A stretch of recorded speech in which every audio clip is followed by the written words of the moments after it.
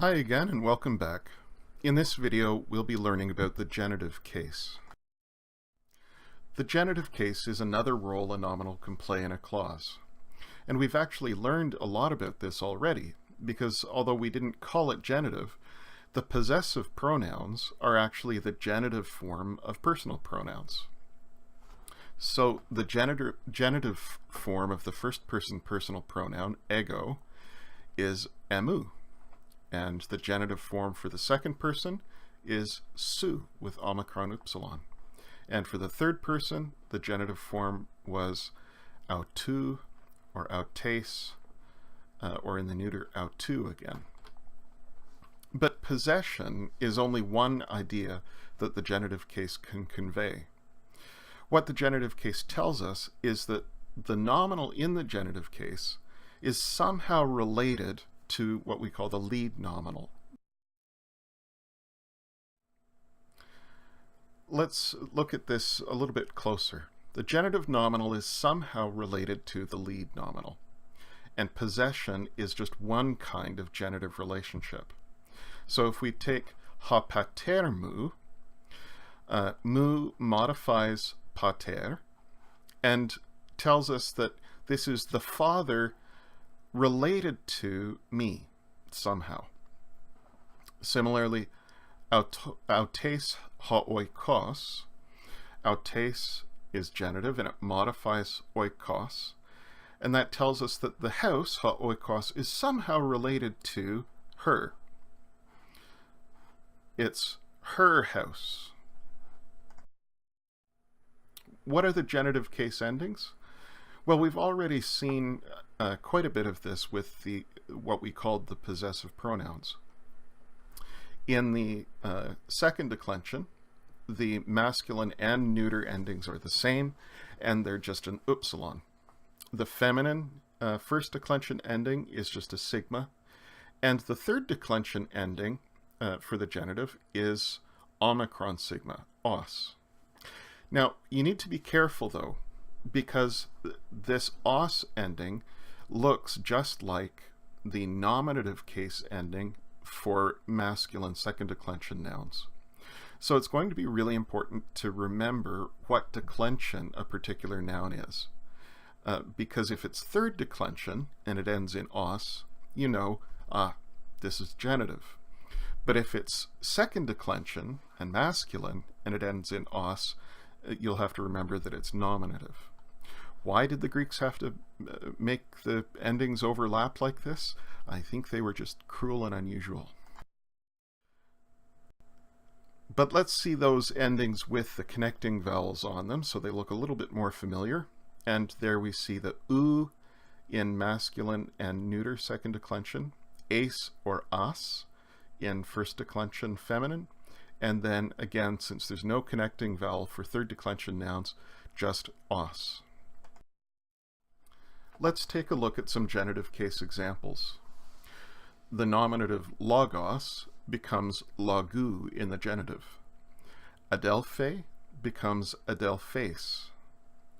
Thura becomes thuras. Teknon in the neuter second declension becomes teknou. In the third declension, we see that the stem changes in most cases before we put the os ending on. And so pater becomes patros. Pais becomes paidos. Ichthus becomes ichthuos. And polis becomes poleos. And the os ending gets lengthened to os. We're going to talk in another video about the different patterns of stem change for third declension vowels. The important thing to know at this point is just that the stems do change before you put on the os ending in most cases, and that what's actually happening is we're moving from the nominative singular stem, which is itself irregular, and the stem that we're seeing in the genitive case is the stem that all of the other cases will use. That's also the stem that we're going to see in plural forms later on. So we call the stem that emerges in the genitive case the real stem of third declension nouns. And that's why it's often important with third declension nouns to remember not just the nominative case, but also the genitive form, so that you remember that genitive stem, which you're going to use in all of the other forms. Now we've seen that first declension nouns come in an A pattern, an alpha pattern, and an eta pattern. And some of them then use alpha as their connecting vowel, others use eta as the connecting vowel. What you will notice sometimes, though, is that alpha pattern first declension nouns will sometimes switch to use eta as the connecting vowel in the genitive. And actually, this switch then continues in all of the other cases that we haven't learned yet.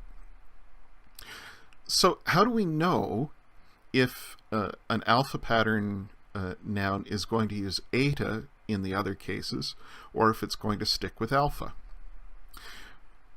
We can use an example here, doxa, which ends with an alpha, and we would expect the connecting vowel to continue to be alpha, but it's not. The genitive form is doxase. The rule here is that you retain the alpha in the other cases if the stem of the word ends in epsilon, iota, or rho. So doxa switches to eta in the genitive and the other cases because the stem ends in xe, which is not epsilon, iota, or rho. But if we look at the word oikia, which ends in an iota, that's one of our key letters, and so the alpha stays in the genitive, and it's oikias instead of oikies. Similarly with thura, the stem ends in a rho, that's one of our 3 key letters, and so the alpha sticks around in the genitive, and we have thuras. And Maria becomes Marias in the genitive, again because the stem ends in an iota.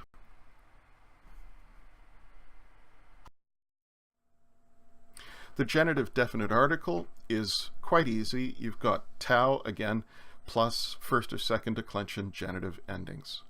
Again, there's no third declension definite article. Third declension nouns just use the first or second declension endings the same way that other nouns do. And so the article will have to agree with the nominal's gender, just as before, even if an unusual declension is used. So we're going to see later on that occasionally we'll get a feminine noun that uses second declension endings, but the definite article will remain feminine. So we have hehodos, which is a term for road or way, and even though it takes second declension endings, its gender is feminine, so we use he, not ha. And again, in the genitive, we use tes, not tu. The feminine definite article also, we need to remember it always uses a, the eta connecting vowel, even if the noun that it's introducing is one of the nouns that uses an alpha connecting vowel. Because remember, in the first declension, we can have either alpha or eta as a connecting vowel depending on the noun. So even though Marias uses alpha, the definite article uses the eta, tes Marias. The forms then of the genitive definite article are tu, tes, and tu. And again, we see in the masculine and neuter genitive the same ending, u, with the feminine having that sigma ending, tes. Let's compare the case forms then for the cases that we've already learned. In masculine second declension nouns, we have hologos, then the genitive tu logu, and the vocative loge. For feminine first declension nouns, we have headelphe for the nominative, the genitive is tes adelphes, and the vocative is just adelphe. Because remember, the vocative and nominative forms are the same for feminine nouns. We see something similar with the neuter second declension nouns. We begin with ta teknon. The genitive is identical to the masculine second declension nouns, tu teknu, and then the vocative teknon is the same form as the nominative. Third declensions, again, get a little bit more complicated when we're looking at the stem, because the stems change. But as far as the endings go, they're fairly simple. We have ha pater. In the genitive, we get tu. We're using the second declension definite article, remember. Tu patros, with some stem change, and then the os ending. And the vocative, again, we said, is the stem of the noun by itself, pater. And again, once we learn a little bit more about third declension noun stems and how they change, this form, pater, will make a little bit more sense. With the personal pronouns, the genitive forms are really quite easy. The stem of all of the personal pronouns is just out, and we attach onto that stem the same endings that we would use for first or second declension nouns. With the personal pronouns, you never have to worry about third declension endings or anything. They all behave just like first or second declension. And so we have in the masculine genitive singular, autu, and the same form in the neuter genitive singular, autu, and in the feminine first declension type ending, we have autes. Things are a little bit more complicated, at first at least, with the genitive forms of demonstrative pronouns. So if you remember, the demonstrative pronoun, or this, was in the nominative case, houtos for the masculine, haute for the feminine, and tuta for the neuter. What makes this a little bit complicated is not actually that the genitive forms are weird, it's that these nominative forms you learned are each a little bit irregular. Now, in the masculine and feminine, what has happened in the nominative case is that an original tau, a T sound, got dropped off the beginning, and so what was tutos in the nominative masculine singular is now houtos, and that rough breathing sort of replaces what was originally a tau. A similar thing has happened in the feminine nominative singular, and so this woman, haute, was originally taute, and the tau dropped off, and now we have the rough breathing in its place, haute. We can sort of see these origins when we look at the nominative singular of the neuter form, because that is tuta. That initial tau never dropped off the neuter form. The one irregular part there is, as we saw before, that instead of the on ending with a nu at the end, we have tuta for the neuter nominative singular of this, the demonstrative pronoun. But if we remember that originally the rough breathing in the masculine and feminine was a tau at the beginning, and that the neuter form, tuta, shows us the real original beginning of the stem, that makes all of our genitive forms really easy to remember. All we have to do is put the tau back on the beginning.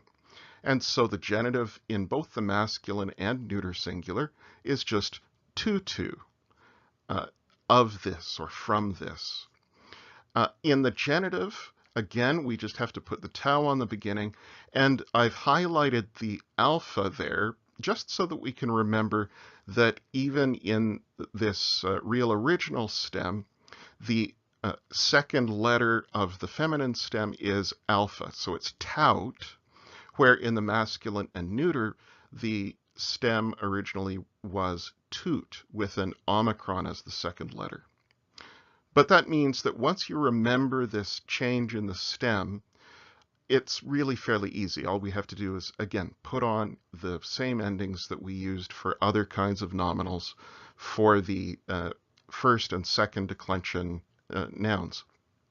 What you will notice is that once we get into other cases, this same original stem, toot or tout, will show up in all of those other cases. So really, this is the last time we're going to have to worry about anything funny with the demonstrative pronouns. It's only actually those nominative forms that were strange. And now that we've learned the genitive forms, tutu, tautes, tutu, we'll be in a good position to learn all of the other case forms down the road without any weirdness. Let's think a little bit more about the meaning of the genitive case. Genitive nominals, we said, modify other nominals, usually. There are a few cases where they'll modify verbs, but generally they modify other nominals. So we have, in each case, a lead nominal, that's the noun being modified or the adjective being modified, and we have a genitive nominal, that's the one in the genitive case.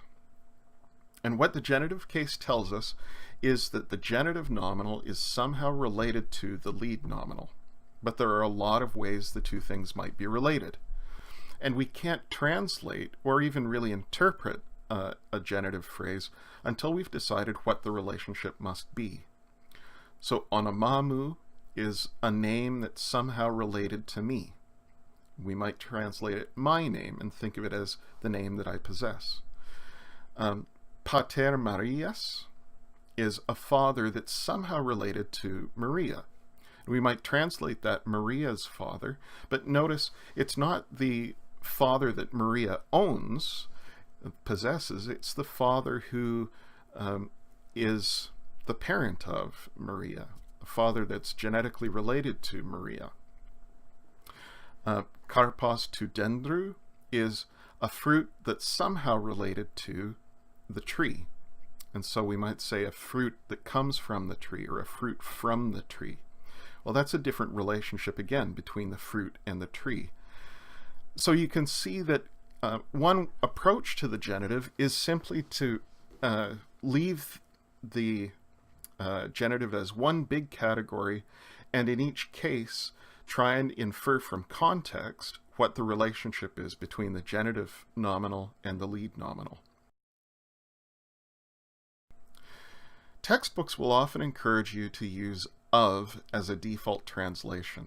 And so Tudulu Hakurios would be the master of the slave, and Pater Marias would be the father of Maria, and Karpos to dendru would be the fruit of the tree. That is not bad as far as it goes. The problem is that the English word of isn't as vague, isn't as broad in its use as the genitive case is in Greek. And so if we get used to using of for the genitive, it's going to bias our interpretation down the road. I think a better approach, even though it sounds more awkward in English, is to take the genitive word and put it directly in front of the lead nominal in our first initial gloss of the phrase. So, Tudulu Hakurios would be the slave master. We're putting the genitive word slave in front of master. The slave master. Pater Marias is the Maria father. Karpos to dendru is a tree fruit. Now, this doesn't make as good English right away, but what it does is actually help us to recognize that we have to make a further interpretation of the genitive relationship before we can make a proper translation into English. I actually see this as an advantage of this approach. It doesn't usually leave us with smooth enough English for us to be satisfied, whereas using of can often leave us with a readable English translation, and so we don't dig any deeper, where in fact we need to dig deeper, and the actual relationship in the genitive in a particular case might not be a relationship that is communicated by of in English.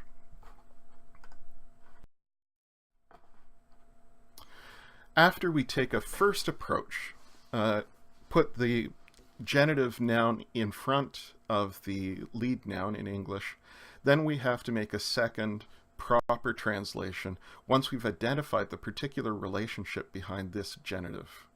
And this, again, has to be inferred from context. Hakurios Tudulu is the master who owns the slave. There's nothing in the genitive there that tells us that the relationship is ownership. But when I look at it and I think initially this is the slave master, then I have to think in context, what kind of relationship is there between masters and slaves? And if we were looking at a full passage, we'd have even more context to help us with that. And generally, the relationship between a master and slave is the one of ownership. So Tudulu Hakurios would mean the master who owns the slave. Hapater Marias, we would initially gloss as the Maria father, and then we might decide that the relationship between Maria and her father is one of family relationship. And how do we express that in English?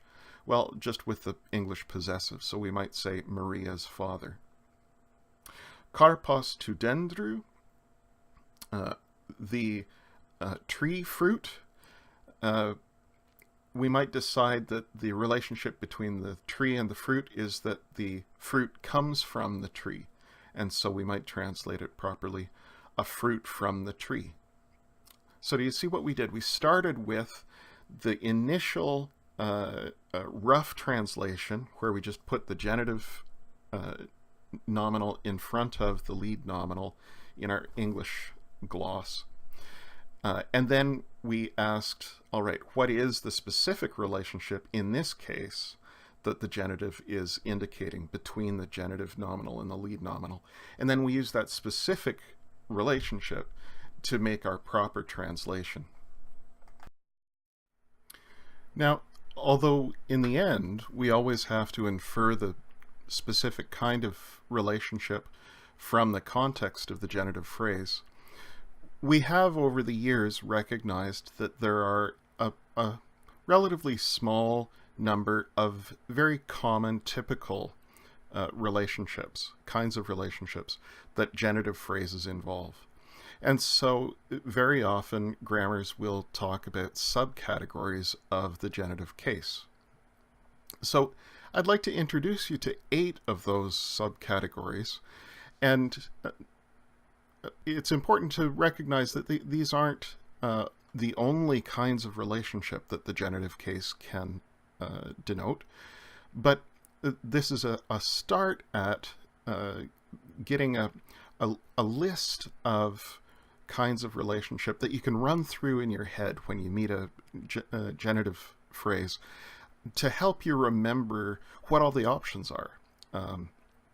And then if in a particular instance none of these kinds of relationships that I go through here, none of them apply to your particular phrase, then that's fine.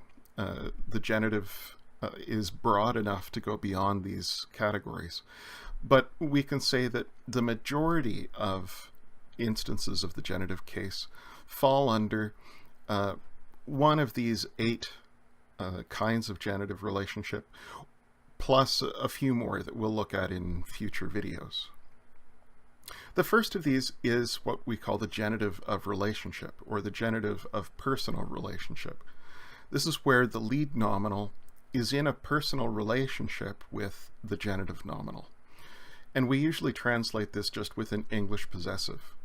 So, tes gunes ha aner, we might first gloss as the woman man, and then ask what's the relationship between the woman and the man. Then we would decide, well, maybe it's marriage. So we would translate it the woman's husband, since aner can mean husband as well as man.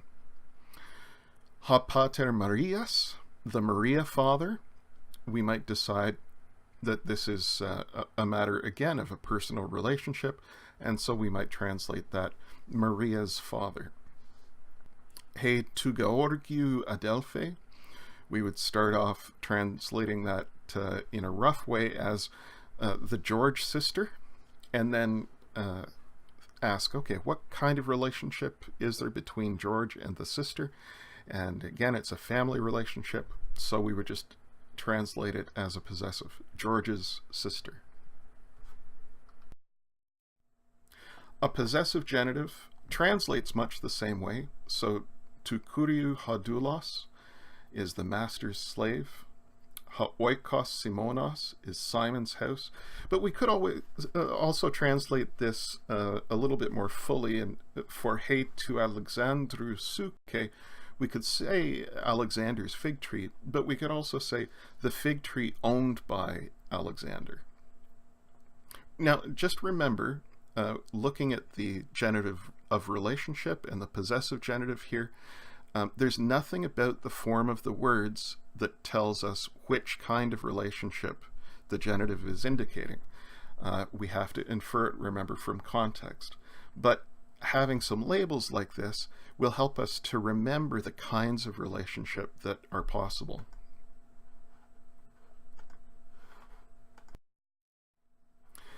The attributive genitive is the situation where the lead nominal has the quality expressed by the genitive nominal. And this is where we tend to make the genitive nominal into an adjective. So, oinos to hudatos is wine that is somehow related to water, and we might decide that it's wine that has the quality of water, and so we might translate it watery wine.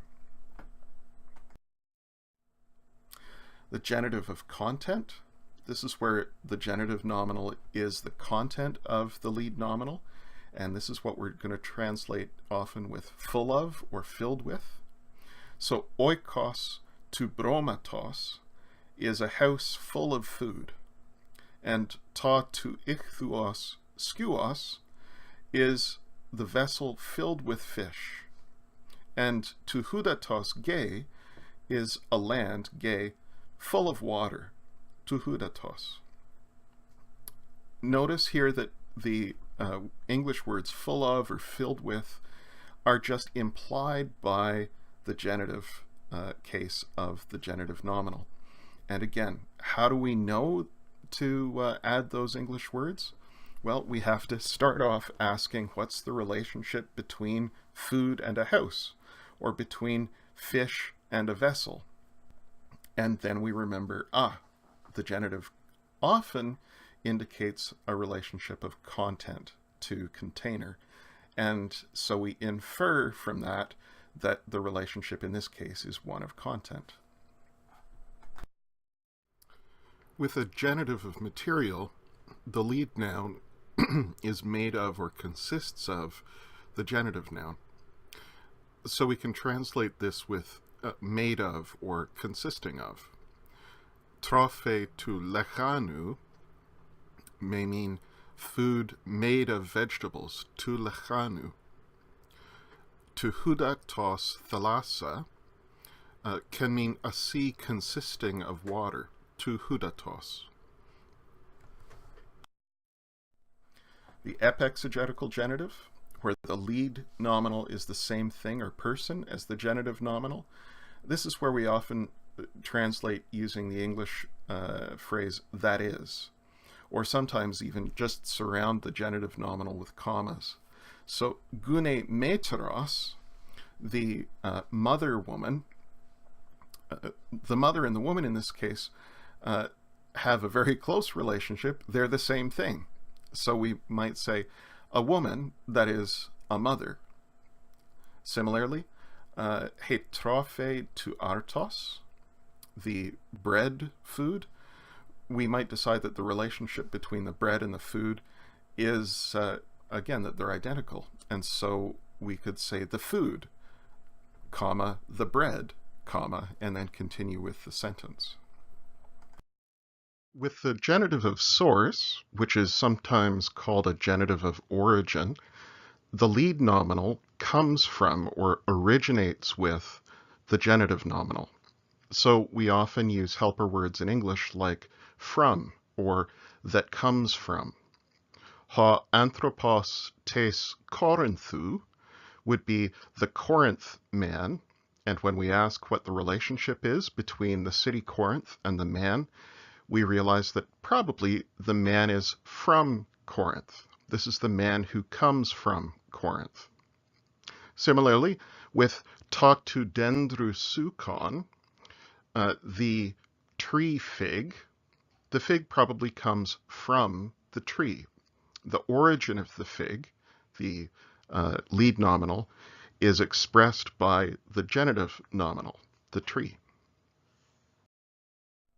The partitive genitive, this is where the lead nominal is a part or member of the whole or the group represented by the genitive nominal.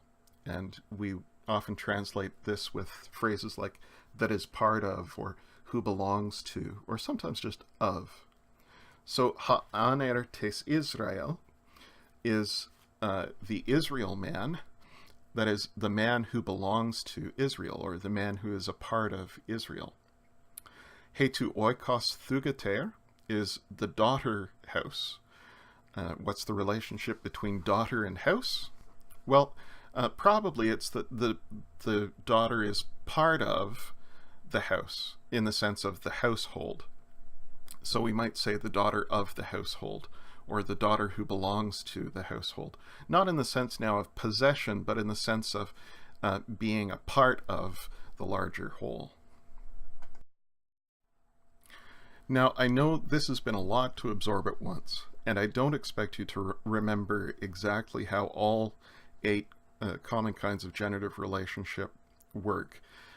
What we'll be doing is reviewing this and practicing it in the Paideia exercises. But here's a nice overview chart of these 8 common kinds of genitive relation so that you can sort of fix them in your mind.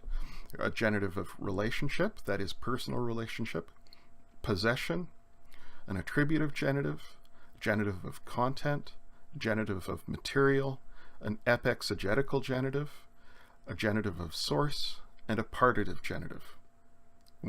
Once again, this isn't necessarily all going to stick in your mind right away, but that list of 8 common kinds of genitive relationship will be something that we're working on in the Paideia exercises, along with the typical helper words that we use when we translate it into English. Sometimes New Testament authors and other Greek authors deliberately make use of the ambiguity in the genitive case. And so if we have a phrase like ha theos Iesu, the Jesus God, does that mean the God in personal relationship with Jesus? The God worshipped by Jesus? That's another possible relationship between them. The God represented by Jesus? The God whom Jesus represents? The God who sent Jesus? You can see some of these relationships go beyond the categories that we've just looked at. But they're all possible relationships that could be implied by the genitive connection between theos, God, and Iesu, Jesus. And in this case, probably a New Testament writer using this phrase would want us to hear several of these different kinds of relationship. And so the author is actually making use of the ambiguity in order to say several things at once. Now, we need to be careful here not to overuse this idea of deliberate ambiguity. In most cases, we want to ask, what is the specific relationship between the genitive noun and the lead noun? But we want to be aware that in some cases, we don't want to push too far for a black and white, one or the other choice between different kinds of relationships.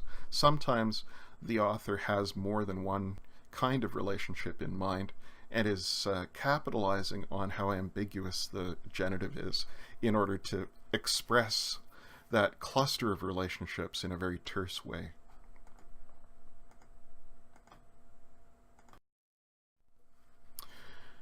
The genitive forms of proper names. are important to notice because most names are declined in Greek just like other nominals are. And so with Stephanos, which is a second declension proper noun, the genitive form, just like with other nouns in the second declension masculine, is Stephanou, and the vocative is Stephane. Georgios becomes in the genitive Georgiou, and in the vocative Georgie. With first declension feminine nouns, we have Phoebe, which becomes Phoebes, and then the vocative Phoebe. And Maria becomes Marias in the genitive, and the vocative is Maria. We also have, as we've seen already, some third declension proper nouns, names.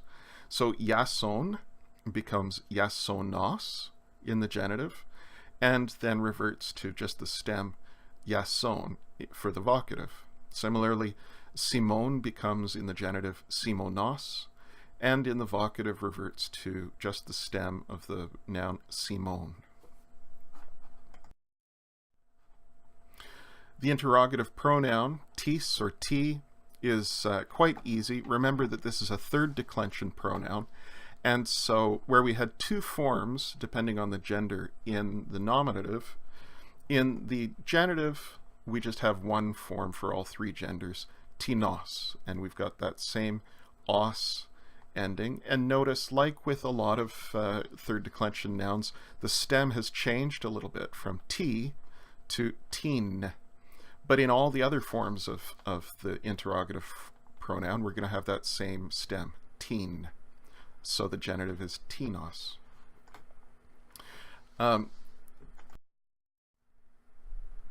The genitive interrogative pronoun takes a little bit of time to get used to using.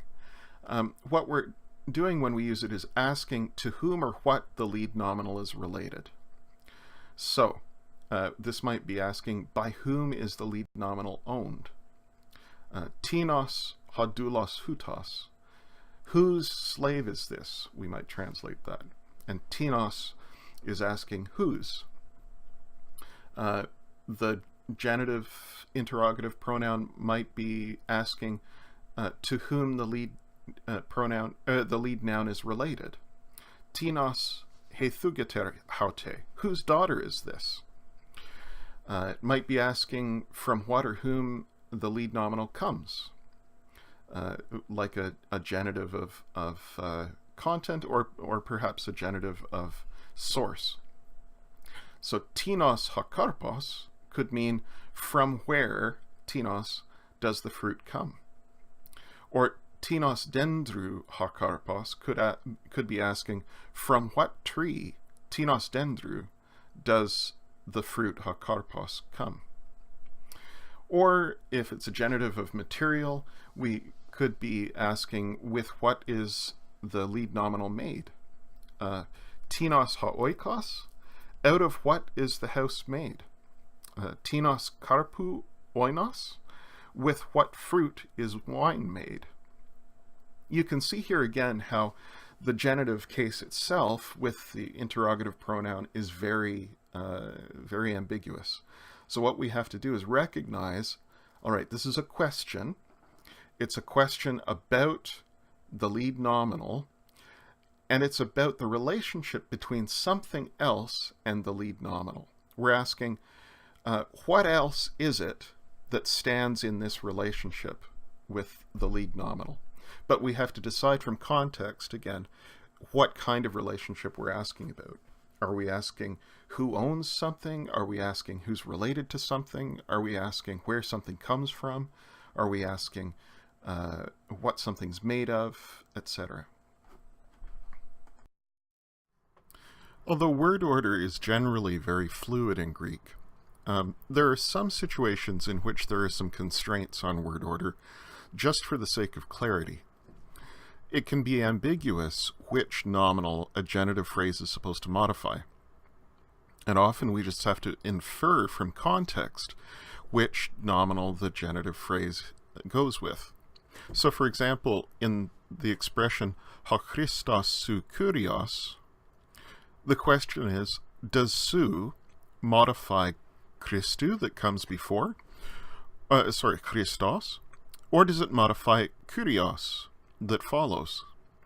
In the one case, we would translate it, the Messiah is your master, if it's modifying Kyrios, or in the other case, we would translate it, your Messiah is a master, if we take Sou to be modifying Christos. So there is a rule of thumb with the placement of genitive phrases, and that is that the genitive phrase usually modifies the closest nominal, either before or after.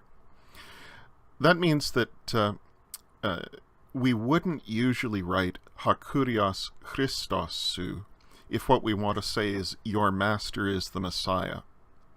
Why? Well, Sou we want to modify Kyrios. But it looks here like Sou should be modifying Christos instead. Why? Because it's closer to Christos than it is to Kyrios. Christos is coming between Kyrios and Sou. So the default assumption is that Sou is modifying Christos. Much better, then, would be any of these three word orders. We could say Sou ha Kyrios Christos, and then Kyrios comes between Sou and Christos, and it's the natural choice to be modified by Sou. Or we could say ha Sou Kyrios Christos, and that makes it very clear that the genitive is modifying Kyrios because it's coming between the definite article and its noun, so it must be modifying that noun. We can even accept ha Kyrios Sou Christos, because although we saw before that it's ambiguous, it doesn't actually it's not actually misleading. It doesn't actually suggest the wrong connection for Sou. So it's ambiguous, but we still see that kind of ambiguity quite a bit in Greek. The important thing is to be thinking about how clear your placement of the genitive is.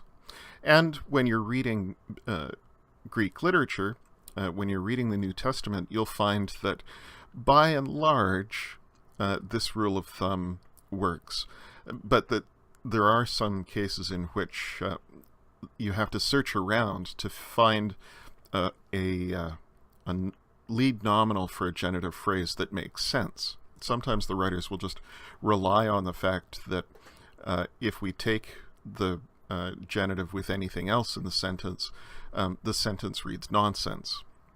But for the most part, this rule of thumb will be helpful.